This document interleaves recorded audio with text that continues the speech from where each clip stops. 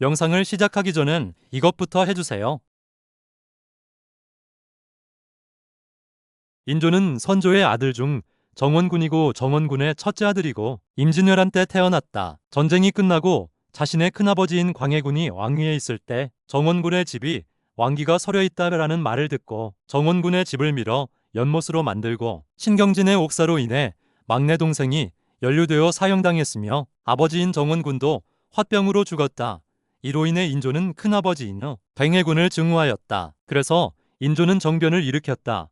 하지만 그 명분이 이상했다. 폐모살제와 명나라를 배신했으며 폭정으로 백성을 힘들게 한 죄라고 하는데 내가 봤을 땐 명분이 약했다. 인조가 정변을 일으켰을 때 이야기가 있는데 행동대장이 김류였다. 사정이 있어 늦게 오게 되는데 이괄이 임시로 대장직을 맡았다. 김류가 오고 진두지휘하여 광해군을 폐위시켰다. 그런 후 인조는 공신 책봉을 하는데 이괄을 2등 공신으로 책봉한다. 다들 오해하고 있는 것이 있는데 인조와 김류, 이괄은 서로 믿는 사이였다. 그래서 인조는 이괄을 후금을 견제하기 위하여 평안도 감찰사로 임명하여 보냈다. 이괄이 정충신, 한명년 등과 함께 역모를 꾸미고 있다. 라고 인조와 이괄을 떼어놓으려 고변했다. 이에 인조는 이괄을 믿기에 아닐 것이라고 하였지만 계속 청하자 인조는 확인하기 위해 이괄의 아들을 데려오라고 명하였다. 금부도사가 이괄의 아들을 잡으러 갔고 이때 이괄은 어떤 수를 써도 죽는다는 결론을 내리고 진짜로 반란을 일으켰다. 평안도를 지키는 만 2,000명의 병력이 한양으로 향했고 인조는 깜짝 놀라 공주로 도망쳤다. 예휴, 난을 일으키고 이괄은 선조의 서자중 흥한군을 왕으로 삼았다. 잠깐만 반란을 일으켰는데 적에게 시간을 준다고? 중종반정이나 인조반정을 보면 제거 대상을 확실하게 처리하고 왕을 세웠는데 이건 미친 짓이 아닌가? 끝을 내지도 않으니 결국 인조의 군대가 한양을 수복하였고 이괄은 도망치다 부하에게 살해당했다. 뭐 우리들이야 누가 왕을 하던 상관없는 반란이었다. 누가 조금 더 먹고 살기에 좋게 해주는 게 이익이라 크게 신경 쓰지 않았다. 이건 내 생각일 뿐인데 흥한군이 왕이 되었어도 후금과의 전쟁은 낯설 것이라 본다. 다만 전쟁이 한 번이냐 혹은 두 번이냐 의 차이점이라고 본다. 기존 경대동이 문제점 파악 및 삼도대동 사목 등 논의만 하였다. 진짜로 뻥이 아니라 논의만 했다. 강원도로 대동법을 실행하고 상평청에서 화폐 사용 확대를 건의했다곤 하던데 그럼 뭐하나 또 논의만 하고 끝났단 것을. 그나마 실행된 것은 서얼화통을 허락한 것이었다. 서자와 얼자 즉 정부인이 아닌 첩의 자식을 말하는 것이고 이들을 차별하는 것이 아닌 동일한 자식으로 보게 한 것이었다. 인조 후반에 가뭄이 들어 구유를 하였다. 모반 사건도 있었다.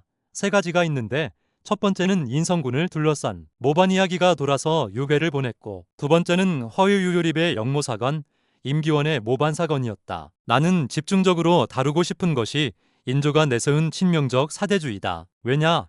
정묘호란과 병자호란이 났기 때문이었다. 국제정세를 파악하기보다 자기들만의 세상에 빠져서 맹목적으로 죽어라 명나라만 사대했기 때문이었다. 광해군은 맹목적이 아닌 현실적으로 정세를 보고 어떤 식으로 처리해야 할지 판단하였지만 인조는 전혀 그렇지 않았다. 내가 임진왜란을 겪었기에 할 수 있는 말이다. 하지만 인조는 갓 태어났기에 알 수 없었다. 그때도 단순히 외인들을 얕잡아보고 전쟁 대비도 똑바로 하지 않았기에 전쟁이 났고 선조는 도망쳤다. 그 참상은 어마무시했다. 적을 똑바로 알지 못했기에 아니 어쩌면 알고 싶어 하지도 않았다.